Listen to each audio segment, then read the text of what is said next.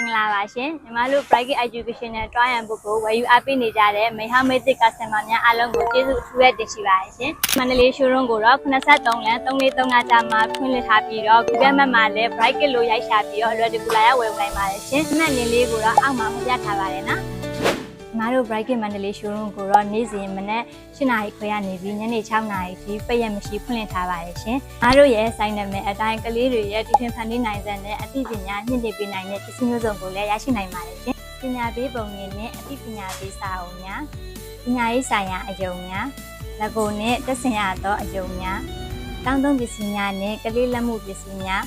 ကလေးကစားကွင်းသုံးပစ္စည်းများဝေကင်းစားကလေးငယ်များအတွက်အယုံများကလေးကစားကွင်းသုံးပစ္စည်းကြီးများနဲ့ကျောင်းသုံးပစ္စည်းများကိုရန်ကုန်မန္တလေးမြို့များတွင်အိမ်ရောက်ကျွမ်းကျင်ဝန်ထမ်းများဖြင့်တက်ဆင်ပေးပါရရှင်။မင်ဂျာဘန် Royal Delivery ရောက်တဲ့မြို့အားလုံးကိုအိမ်ရောက်ငွေကြေးစနစ် Cash on Delivery နဲ့ပို့ဆောင်ပေးတယ်လို့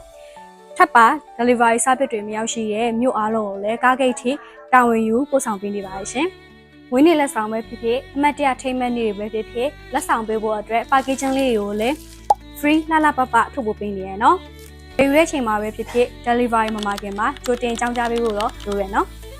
Bright Manly Showroom Facebook page ကနေပြီးတော့စာပို့ပြီးတော့တိုက်ရိုက်ဆက်သွယ်မေးမြန်းနိုင်တယ်လို့ Viber ဖုန်းနံပါတ်တွေဖြစ်တဲ့39966946နဲ့39934634983999928442တို့ကိုတိုက်ရိုက်ဆက်သွယ်မှာယူနိုင်ပါတယ်ရှင်။